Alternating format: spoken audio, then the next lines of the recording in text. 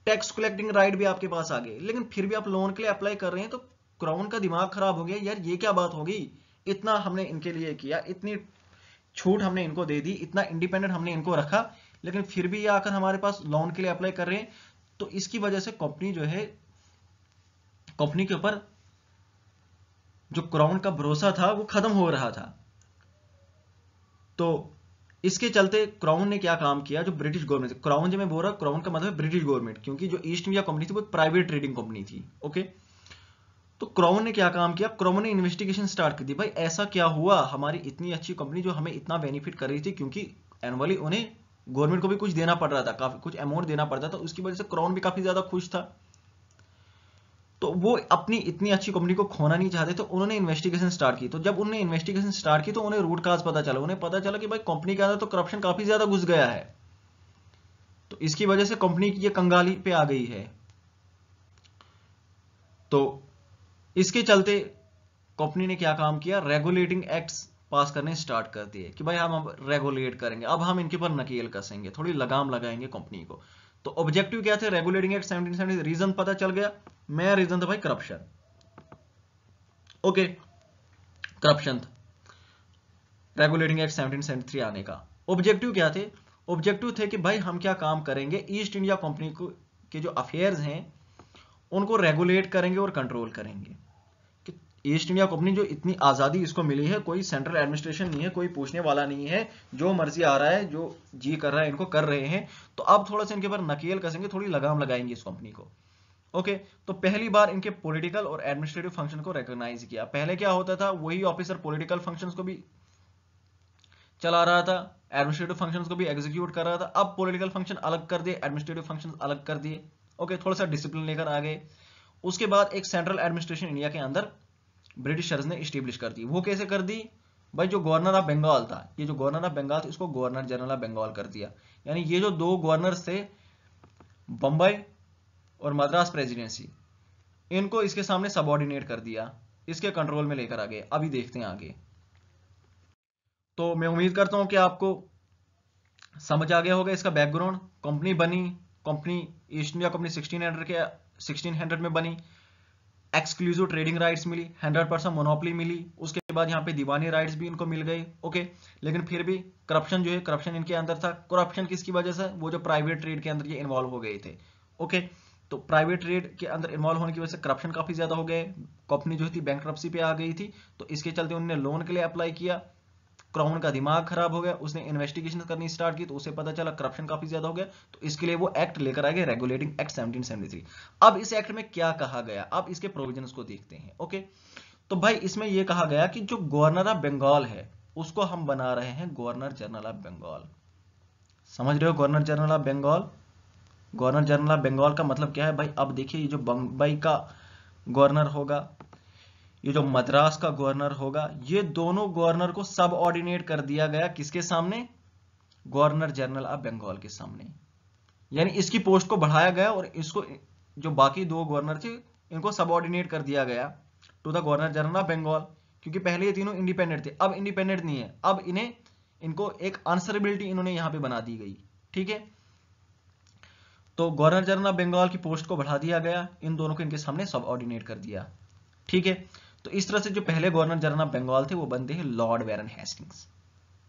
Okay, अब Lord Warren Hasting governor general of Bengal बने, एक बड़ी पोस्ट थी, तो ये अकेला तो काम नहीं करेगा, तो इसको काम करने के लिए एक गवर्नर जनरल इन काउंसिल बनाई गई।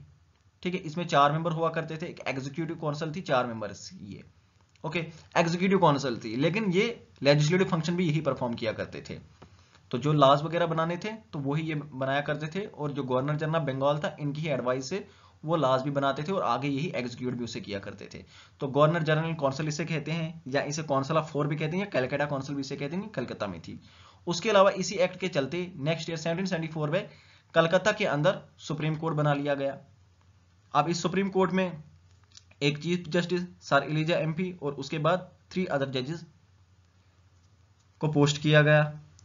उसके बाद क्या हुआ, जो प्राइवेट ट्रेड था, भाई असली वजह तो यही थी, प्राइवेट ट्रेड की ही वजह से तो करप्शन आ गया था, क्योंकि जो कंपनी के ऑफिसर थे वो प्राइवेट ट्रेड में इन्वॉल्व हो गए थे, तो इसकी वजह से वो काफी ज्यादा अमीर हो रहे थे, कंपनी जो है वो कंगाली पे आ गई थी। इस प्राइवेट ट्रेड को कर दिया गया बैन। इसके अलावा जितने भी वो प्रेजेंट्स लिया करते थे, गिफ्ट्स लिया करते थे, ब्राइब्स लिया करते थे, उसको भी लीगल करार कर दिया गया। ठीक है, तो इसीलिए सुप्रीम कोर्ट बनाया गया कि अब अगर ये किसी किस्म का यहाँ पे कुछ काम करते तो उसके लिए यहाँ पे सुप्रीम कोर्ट को बना दिया गया। और ये सुप्रीम कोर्ट जो था, ऐसा नहीं था कि ये किसके लिए बनाया गया था कि इंडिया के लोगों को देखेगा कि इंडिया के लोग इनके पास जाएंगे जिस तरह आज हम जाते हैं सुप्रीम कोर्ट में अपनी कोई प्रॉब्लम लेकर। नहीं, ये बनाया गया था कंपनी के लिए। ओके, उसके बाद क्या हुआ, जो कोर्ट ऑफ डायरेक्टर था, कोर्ट ऑफ डायरेक्टर जो बॉडी थी जिसमें 24 लोग हुआ करते थे। ठीक है, तो जो कंपनी के शेयर होल्डर्स थे वो इन्हें एनुअल बेस पे इलेक्ट किया करते थे। कंपनी के जितने भी मेजर डिसीजन थे वो यह कोर्ट ऑफ डायरेक्टर ही लेती थी। तो इनको कहा गया कि भाई इंडिया के अंदर जो भी रेवेन्यू, सिवर और आपके मिलिट्री अफेयर्स हैं, इन तीनों अफेयर्स के लिए आप हमें रिपोर्ट करोगे। पहले कोर्ट ऑफ डायरेक्टर के ऊपर कोई कंट्रोल नहीं था, आपको जो मर्जी है करो, जिस तरह से आप अपना मिलिट्री का सिस्टम चला रहे हो, सिविल सिस्टम चला रहे हो, चलाते जाओ। लेकिन अब कहा गया कि भाई रेवेन्यू, सिविल और मिलिट्री अफेयर्स में आप हमें रिपोर्ट करोगे। ओके, तो देखो कंट्रोल हो रहा है नहीं यहाँ पे। तो अभी आप देखोगे इनकी जो पावर है आराम आराम से कम करें। तो जैसे जैसे हम आगे बढ़ेंगे इस कंपनी रूल के अंदर, जितने भी एक्ट्स आप पढ़ोगे तो आपको ये दिखेगा कि क्राउन बेसिकली क्या काम करता है। वो कंपनी की पावर को आराम आराम से खत्म कर रहा था, क्रश करने की कोशिश कर रहा था। अच्छा, इसके ऊपर मेरी एक अलग से वीडियो है, decline of east India company by crown. किस तरह से ईस्ट इंडिया कंपनी को खुद क्राउन ने, जिसने उसको बनाया था, 100% ट्रेड मोनोपोली दी थी यहाँ पे, अपनी इतनी अच्छी कंपनी को खुद उसने कैसे खत्म कर दिया, उसकी पावर को बिल्कुल क्रश कर दिया, जीरो कर दिया। तो इसके ऊपर अलग से वीडियो मैंने बनाई हुई है, 20-22 मिनट की है, शायद 24 मिनट तक की होगी वो वीडियो, वो आप देख लीजिएगा। तो उसके अंदर मैंने जितने भी एक्ट है कंपनी रूल के अंदर 1773 से लेकर 1858 तक के जितने एक्ट है वो सारे मैंने कराए हैं। लेकिन ये मैंने हर प्रोविजन उसमें डिस्कस नहीं किया, मैंने वही प्रोविजन डिस्कस किया है जिन प्रोविजन के जरिए क्राउन ने कंपनी की पावर को खत्म करना स्टार्ट किया था आराम आराम से, और फाइनली खत्म कर दिया था 1858 के अंदर, सारी पावर अपने हाथ में ले ली थी। ओके, तो वो वीडियो आप जरूर देखिएगा, क्योंकि उस वीडियो में आपको ये सारे एक्ट याद करने में एक हेल्प होगी, क्योंकि कहानी की तरह मैंने वो बताया है वहां पे। ठीक है, तो मैं प्रोविजंस की अभी यहाँ पे बात कर रहा था कि कोर्ट ऑफ डायरेक्टर को क्या कहा कि रेवेन्यू, सिविल और मिलिट्री अफेयर्स के लिए आप हमें रिपोर्ट करोगे। ओके, तो ये थे कुछ मेन प्रोविजन इस एक्ट के, रेगुलेटिंग एक्ट 1773 के। ओके, अब इसमें क्या थे, इसमें कुछ डिफेक्ट्स थे रेगुलेटिंग एक्ट 1773। भाई पहला तो ये था कि भाई जो करप्शन आपने खत्म करने की कोशिश की थी वो करप्शन खत्म नहीं हुआ, इसके लिए उन्हें और एक्ट्स कुछ पास करने पड़े। उसके अलावा जो गवर्नर जनरल ऑफ बंगाल बनाया, इसको कोई वीटो पावर नहीं था। वीटो पावर क्यों नहीं था भाई, देखिए इसको जो असिस्ट करने के लिए 4 मेंबर की एग्जीक्यूटिव काउंसिल बनाई गई। ओके, तो ये जो एग्जीक्यूटिव काउंसिल थी, अगर गवर्नर जनरल ऑफ बंगाल ये कहता कि भाई मैंने ये लॉ बनाया, इसे पास करना है, ये 4 अगर कहते कि नहीं करना है, तो उसका कोई वीटो पावर नहीं। वो ये नहीं कह सकता था कि मैंने कहा तो बस यही होगा, जो मैंने कहा वो होगा, नहीं, कोई वीटो पावर नहीं था। उसके बाद जो सुप्रीम कोर्ट था, भाई सुप्रीम कोर्ट की भी पावर कुछ वेल डिफाइंड नहीं थी। सुप्रीम कोर्ट जो था ये प्राइमरी क्या था, जुडिशरी थी। ओके, अब इसका भी कंट्रोल कंपनी के ऑफिसर्स के ऊपर था।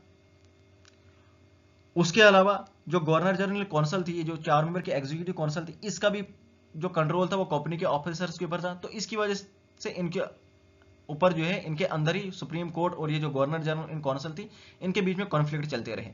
तो उसको रिजॉल्व करने के लिए अमेंडिंग एक्ट 1781 आया, तो वो हम आगे देखेंगे उसके अंदर क्या कहा गया था और कैसे इस प्रॉब्लम को रिजॉल्व किया गया, वो हम आगे देखेंगे।